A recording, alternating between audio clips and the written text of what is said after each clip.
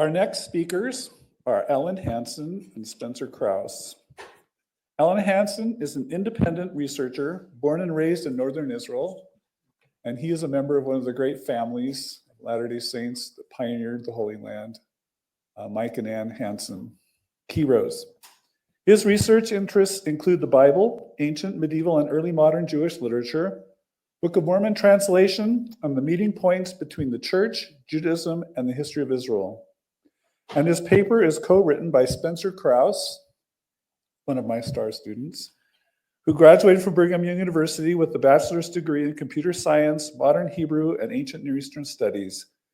He works with Scripture Central as a researcher and with Lincoln Baumel on topics relating to early Christianity and the New Testament. The topic of their paper, My Name is the Sun, Patriarchs, Planets, and the Book of Abraham.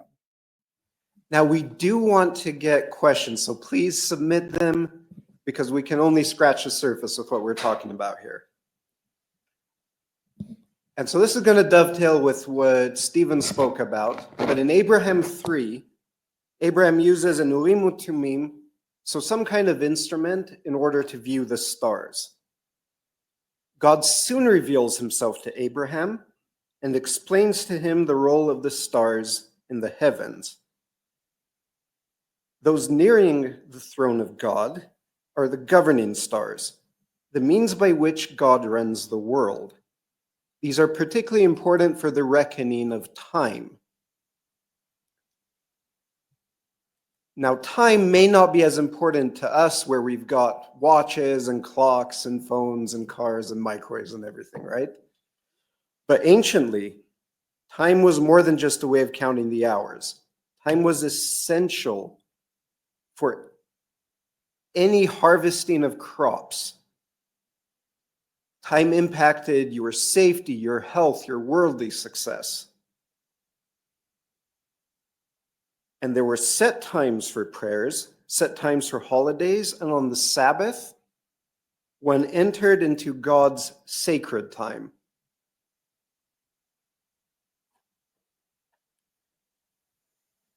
Time imposed order upon chaos. It was God-given, revealing something of his will and presence. With this understanding of the importance of time governed by the stars and planets, we are ready to consider some of the features of the vision, which might not have been as obvious at first. The greatest of the stars in Abraham's vision is termed Kolob, nearest the throne. Abraham is later shown a divine council consisting of the noble and great ones who are also made the rulers, thus tying them to the governing role of the stars. So some scholars have proposed that Kolob is Christological, meaning he's a type of Jesus the Christ. Spencer and I agree with this. And not only is this a sound reading, it's also the key to understanding everything that happens next in that chapter. The other stars and bodies should be identified with the noble and great ones. We're going to talk a little bit about how we're approaching things. So we're going to start deliberately with the late source. This is from the end of 13th century Spain, and in fact, somewhat postdates the Zohar that Stephen mentioned. Rabbi Bachya ben Asher wrote an influential commentary in the Pentateuch that mixes all sorts of material, including Kabbalah and earlier traditions. In his commentary in Genesis 15, he mentions a midrashic tradition of Abraham using astrology. And it's either the practice itself or a device. And it reads that Abraham was lifted above the stars to view them all. He was then set down upon Jupiter, where he can view everything from that vantage point. The rabbinic sages, according to Rabbi Bachya, hint at this. Count the stars if you can means Abraham's descendants will be as numerous as the stars, and also includes gradations of wisdom, For as much as there are stars whose light shines brighter than another, and there are stars with higher degrees of light and understanding ranked above others, so too will the future sages of Israel be ranked one above the other in the light of their Torah learning and in their understanding. So this is a striking parallel to Abraham 3, but it's also a late source. And those tend to be less than ideal for various reasons. However, Jewish writings simply cannot be easily categorized chronologically. They're kind of all over the place that way. So with the caution with using late sources, we do know that there's very persistent traditions in Judaism which identify the patriarchs as divine beings or gods and as planets, and these stretch all the way from the book of Enoch to Philo, down through down to the Talmud, Midrashim, the Middle Ages, and even the 18th and 19th centuries. It's really hard to speak of a time and place where you don't have such potent mythic imagery. And if we use late sources, if we use them cautiously, they are sometimes able to help us see what might be obscured in earlier sources and brings their commonalities to the fore. They give us an interpretive background. And really quick, there's two important traditions of Jewish esotericism, mysticism we're going to be using here. One is the Kabbalah, which emerges in Spain.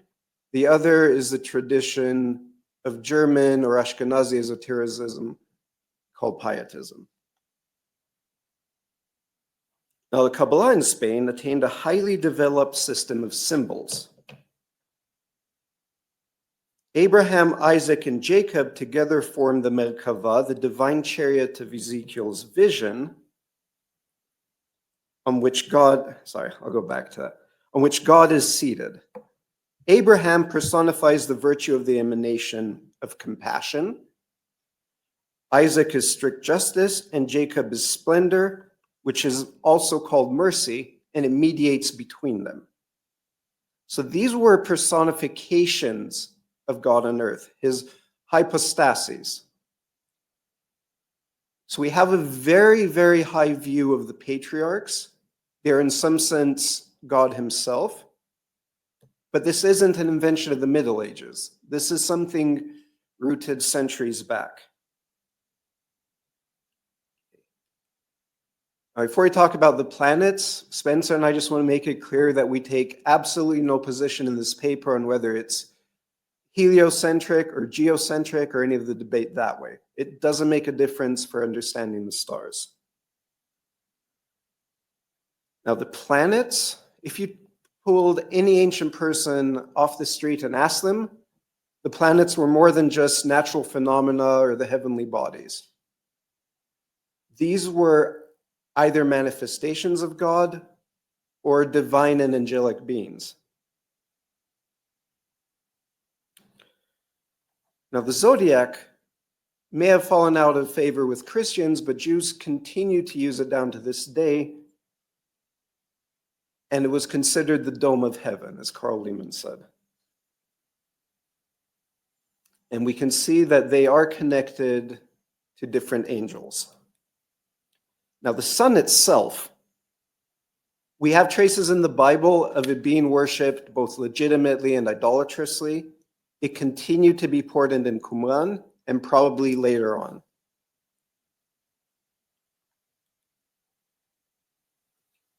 Now, the planets.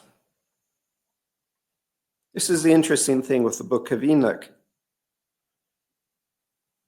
It shows how each of the planets is associated with an angel who oversees them and ensures that they run on time. But these angels, they have agency, and they often rebelled against God. So God punished them for their transgression. And you know how the calendar, if you don't add in leap years and other things like that, it soon goes wild. You're going to have the winter holidays in the summer and so on. The authors of Enoch considered this an act of angelic rebellion.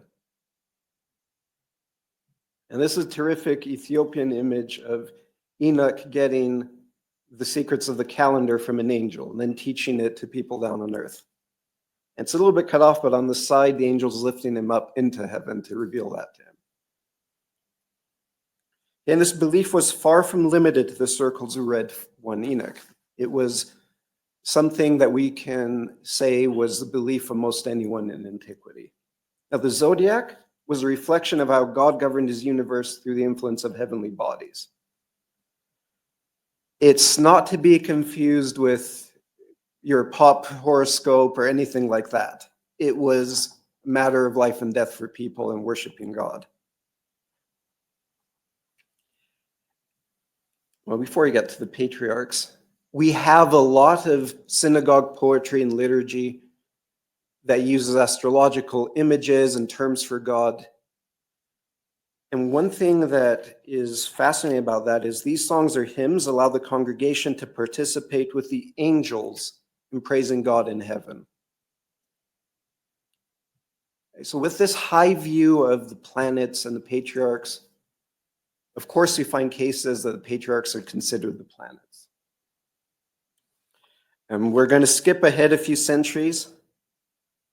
So the rabbi and poet Israel Najara delivered a funeral sermon for his father-in-law based on one of the traditions of Abraham. If the sun that always travels ahead since the 6 days of creation is greater than all the other luminaries in the heavens, why there is another sun shining even brighter, more luminous and radiant, which rules over it. The man who fears God and is righteous in his faith, and greater than even these two is a third sun, for the Lord God is a sun and shield that shines on the earth and its dwellers, and from the light of its splendor come all other bright lights in the world. All other luminaries take their rays of light from its light. So the righteous will become like the sun or other heavenly bodies, just as the patriarchs. And the Lord was understood as the greatest heavenly body of them all. And so if you're designated as a star or a planet, you're in a very real sense considered divine. And Abraham played a prominent role in these traditions.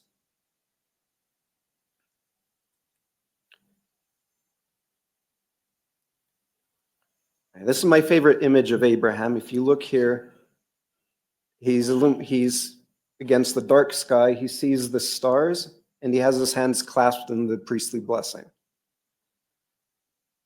Now, in the enigmatic Sefer Yetzirah, which we really don't know when and where it was written, except that it was sometime in antiquity, God establishes his covenant with Abraham and then uses imagery that he's going to rule the world through Abraham like he does through the stars and through the planets. So Abraham is the person that mediates God's glory and blessings. And these traditions don't stop here. We have the Midrash and Psalms saying that the word son stands for Abraham. And then it quotes Isaiah 41:2, which is significant.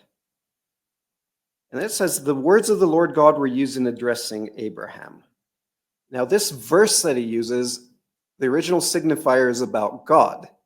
And here it's being applied to Abraham himself. We have a Byzantine-era poet, Yanai, and he says that Abraham shines forth in the gates of the east like the sun.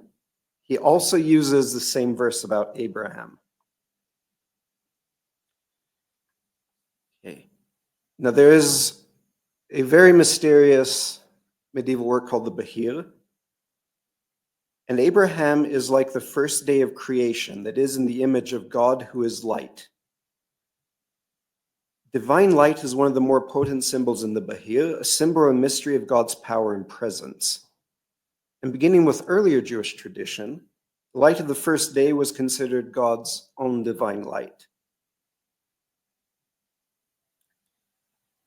Now, another midrash has God give Abraham a stone glowing with his divine light.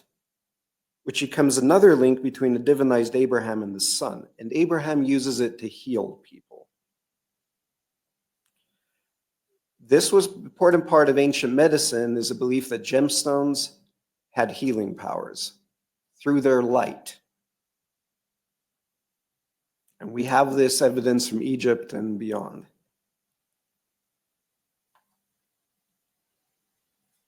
Okay, and in this midrash, when Abraham dies, God hangs a stone on the wheel or orb of the sun, so that Abraham's influence will continue to bless the world. The implication here is that while Abraham lived, he was as great or even greater than the sun. And when the stone is placed on the sun, it continues to act as Abraham, in a sense. At the very least, it ensures that something of his qualities will continue to be active in this world. Okay, let's go back to Israel Najara. He was a very perceptive preacher. He said that a righteous man was greater than the sun because of free will. And he appealed to this midrash as proof. Because the sun has to obey its maker, but Abraham and all of us have the ability to choose. Okay, so then Najara asks, why does God hang the gem on the sun when Abraham had righteous descendants he could give it to? The answer is that the righteous man is the wheel of the sun. God took it, hanged it on the wheel of the sun with the father and the son and the grandson, Abraham, Isaac, and Jacob, where it completes its turn as a wheel and never ceases. The son is the righteous man after his death.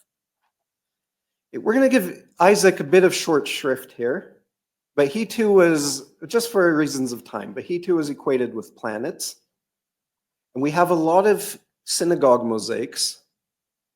As you can see, this one here, you have images of the sacrifice of Isaac, Helios, the sun, the wheel of the zodiac, and the heavenly temple. We don't want to overinterpret ancient art. That's number one mistake you can make.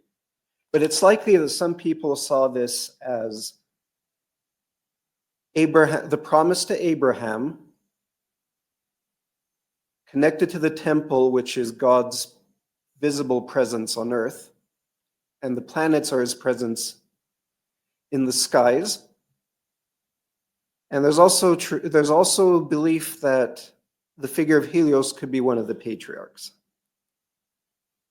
Okay, so here's the slide. We're not go over this, but this is some of the connections between Isaac and the planets. All right, so Jacob, as important as Abraham is, the mediating being par excellence in Jewish sources is Jacob. He fills such an important role. Okay, so we have him with his image engraved on God's throne. Sometimes he even identified with the throne. He's the main being through which God interacts with the world. And he's often depicted with his sons, the children of Israel, the 12 tribes, who are the 12 signs of the zodiac.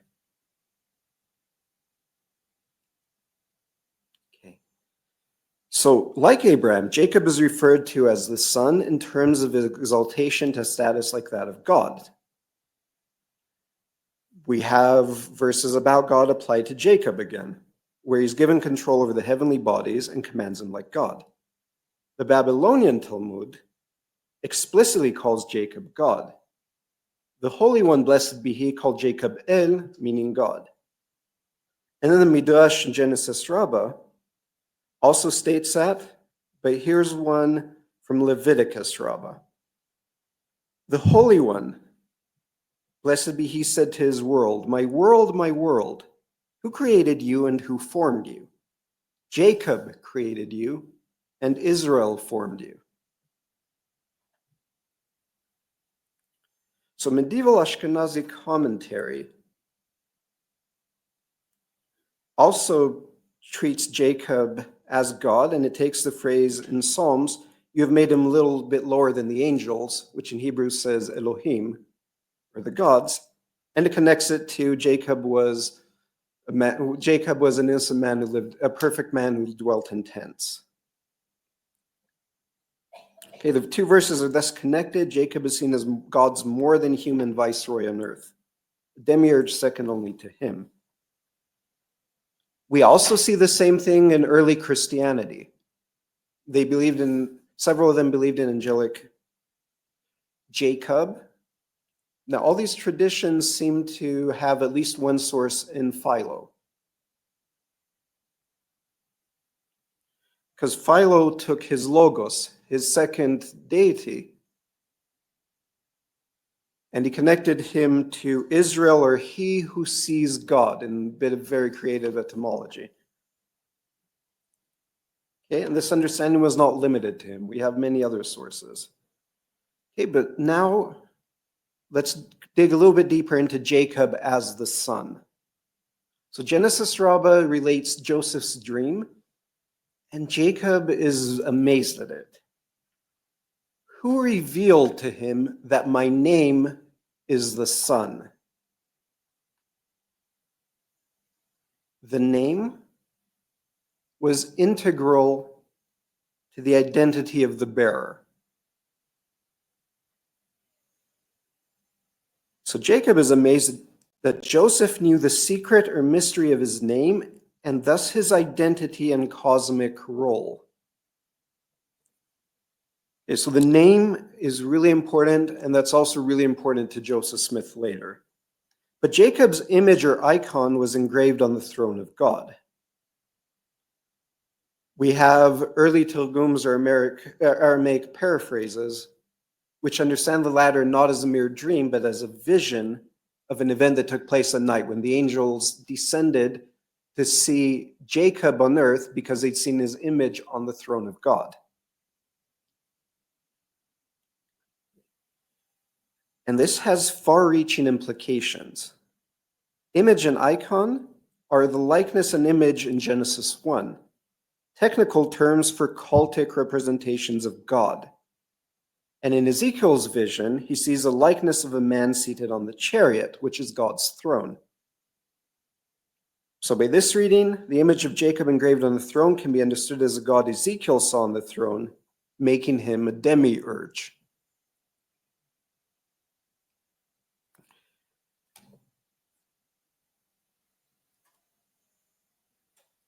Here we go. All right, this is just some of the things I mentioned earlier.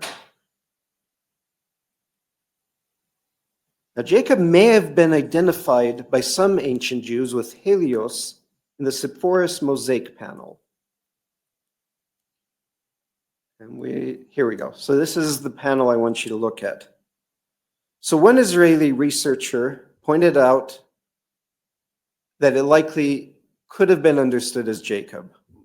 Again, ancient art has many different interpretations, but it could be Jacob. There's no writer in here, which makes it unusual.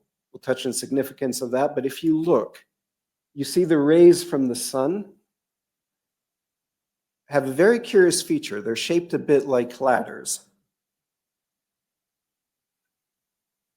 Okay, there's also a midrash of the tribes camped around the tabernacle according to the cardinal directions. So kind of like the zodiac right there. There are no midrashim of Abraham or Isaac engraved on the throne. So Jacob is the more natural identification. Okay, another scholar, Azariah Beitner, while his paper is a bit controversial because he pushes too much, but he further explained that deification of Jacob is really a key to understanding ancient worship. Now, when you see in this image that there is no figure riding the chariot, just the sun, this would actually make it more, not less idolatrous. Because the sun was the main deity worshipped, and chariots of the sun were explicitly condemned in the Bible. So according to Beitner, if this is Jacob, the deification of Jacob turned covenant Israel into a collective image of God, and that Jacob was uniquely able to raise Israel up to heaven and bring God to dwell down among his people on earth.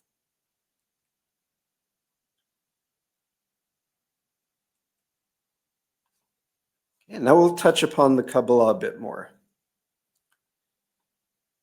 We're going to start with an early source that's connected to the Zohar. This predates it probably by at least a century or two, if not more. So the sun and the moon in Genesis 1:14 are connected to Jacob and to Joseph's dream and to God's throne. And going to a later part of the Zohar, the Tikkunei Zohar, Jacob is identified with the man in the moon. His image is engraved there, likely by the light of the sun, in a manner like the carved jewels that were mentioned with Abraham.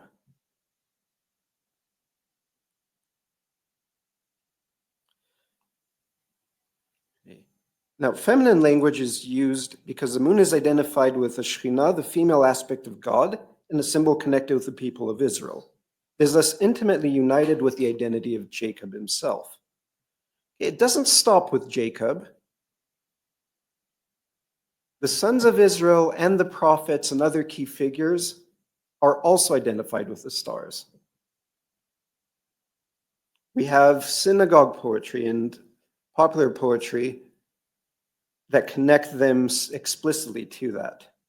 And then I really like this source in the Tikkunei Zohar.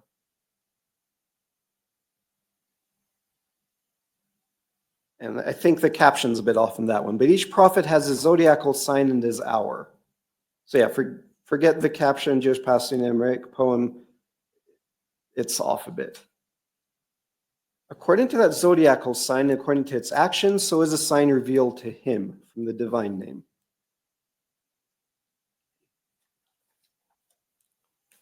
All right, so we have the 12 sons of Jacob, and then we have Jacob's grandchildren. But before I explain them, I want to look at a myth here that appears in the Talmud. So it says when God first created the sun and the moon, they were equally bright. You couldn't distinguish between them. And so the moon gets a bit upset over that. And he says, how can two kings like us use the same crown? One of us has got to be greater than the other. So God says, all right, diminish your light. Now, this myth continues to state that the moon will be returned to its prior splendor when the world is redeemed. The birth of Judah's twin sons, Zerach and Peretz, was also viewed cosmically. In the Bahir, they personified the sun and the moon, and their struggles over who would first leave the womb corresponded to that myth of the diminished moon. Now, in the Bahir, this promised restoration has strong messianic undertones because Peretz is the ancestor of both King David and the future Messiah, son of David. Peretz and the moon are thus types and shadows of each other.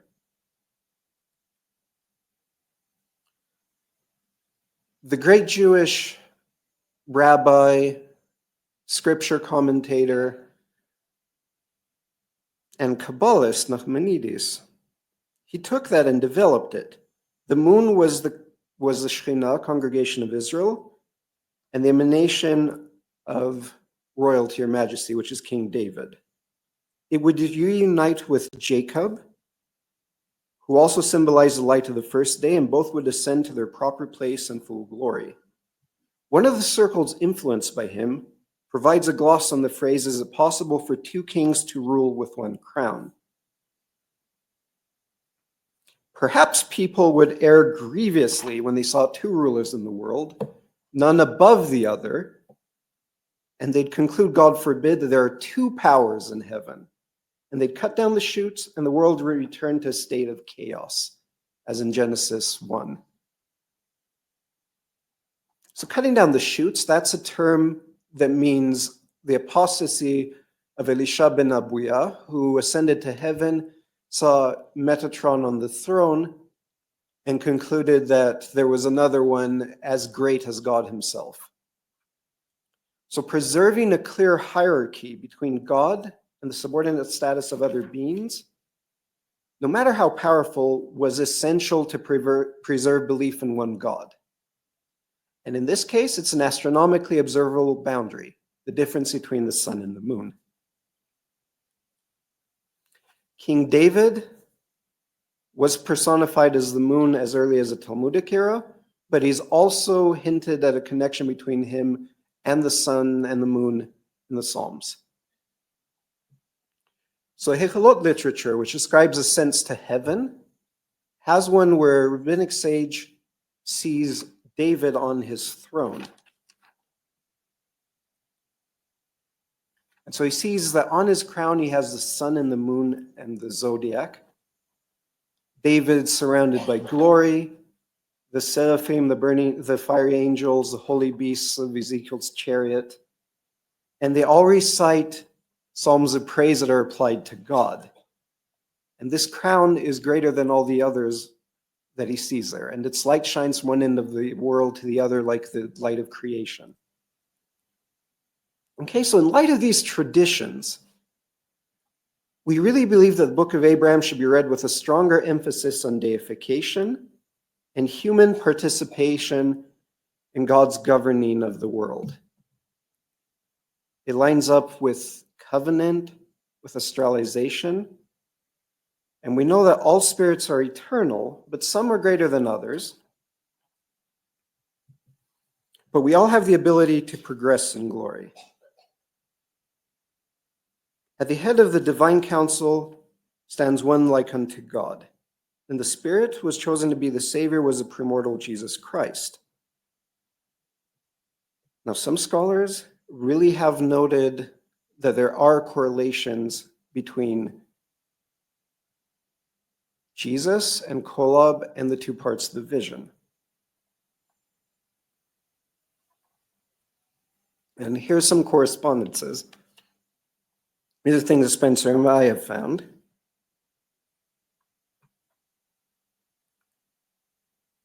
And here's some noted by Joseph Fielding McConkie. Okay, but the reasons Abraham described Christ as Kolob have only been loosely examined by other scholars. Now, others have noted the comparison was not simply intended to teach Abraham about Jesus Christ, but it has a profound impact on all of God's children, because all can be a part of the divine council. In many ways, the designation of Kolob as Christ matches the traditions where Jacob is identified as the son. Like Christ, Jacob took on a messianic role, aiding in the work of creation and having his place of honor near the very throne of God.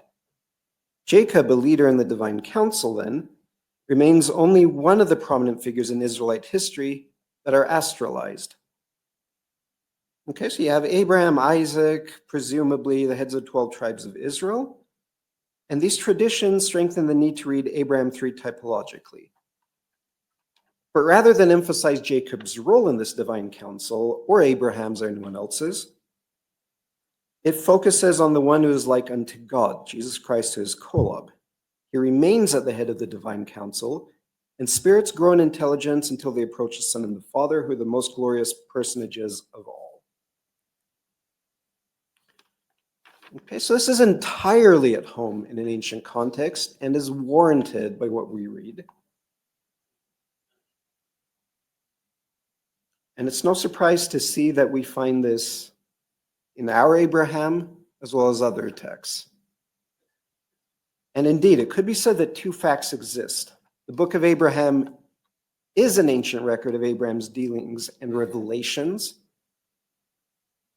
And he called prominent individuals such as Abraham planets able to govern the cosmos. And where these two facts exist, the book of Abraham's descriptions of the cosmos and divine council closely match other prominent traditions of the patriarchs as planets. As such, the cosmology of Abraham 3 could be described as Christ-centric, or Kolob-centric, like Stephen said. And it all connects back to the temple, just like John Welch stated earlier. Okay, as God's children keep their first estate, they're able to grow in intelligence and glory, ultimately becoming like God. Thank you.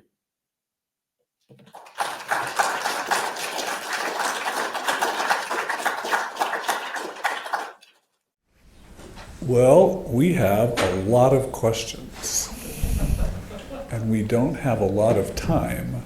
So we will shoot for some of the most important ones here and see how we do. We'll go a little bit into our time for break. So, and you can decide who wants to take these. Can you elaborate on the 12 sons of Jacob being the 12 symbols of the zodiac? Yeah, absolutely. So we have synagogue poetry, hymns, we have midrashim, we have bits in Talmud and other places, and so on, that connect the 12 tribes to the zodiac. And what they do here is they have this role as God's covenant people, and they act like the angels.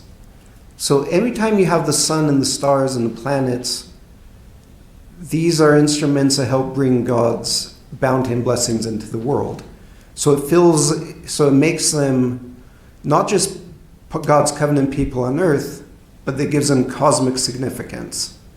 And so when synagogues portray them as around the sun, one possible interpretation is that they are those planets and they are those angelic beings. Okay, so another question. Why does the cosmology of Abraham 2 differ from Abraham 3? In Abraham 2, we get a geocentric, earth-centered view of the cosmos, but in Abraham 3, we get a kolob, not the earth, at the center of the cosmos. Neither reflects the cosmos as we know it. I mean, I think, other people have talked about the different models for cosmology in the Book of Abraham. In Studies in the Book of Abraham, I want to say it was volume 3, we have papers discussing all of that. I think for Abraham 3 specifically, it's done typologically to introduce Abraham into the divine council, where you have a pattern that's laid out with Kolob, the one nearest to God, who is surrounded by other great ones, and then it uses that to introduce Abraham and us into the divine council, where there's Jesus and all of the other noble and great ones. So I think it's just more typological myself. But. Do you want to say anything? Yeah, I just want to add real quick that the Book of Abraham doesn't care about science as such. It cares about what it can teach us about God. So science is going to play second fiddle to what it's trying to teach us about God. Can you elaborate more on the concept of time understood by the ancients and how the concept of time might be used as a lens on which to understand ancient narratives? So I'll say real quick, you need to read our paper. We elaborate there a little bit more on this. I just had to give cliff notes on it. But time is just the way that people viewed order upon chaos. The world without time was chaotic. And Spencer can add a bit if he wants to. You summed it up pretty well. Okay, so in closing, what was one of the things of this research, probably both of you could respond to this, that stood out to you the most and helped you to better appreciate the Book of Abraham? I think just, for me, there are these texts that talk about Abraham and his posterity will be numbered as the stars, not only in number, but in likeness and divinity. And when we read that with Abraham 3, where you have, this divine council is likened to the stars and whatnot, it adds a lot of, emphasis for us in our divine potential that I think a lot of Latter-day Saints would especially love to hear as well. So. This is something that I wanted to write for about 15 years. So I've been thinking about this for a while. All these traditions really come together and they help draw the different parts of Abraham 3 so we can read it as a united narrative. And the reason that we want to read it as a united narrative is not for literary value, but because it helps us understand our potential and role as covenant people. Great, thank you. If you want to talk to these guys in between, you can probably ask some more of the questions that we didn't have time for. So thank you too. And we will now break and reconvene at 10:45.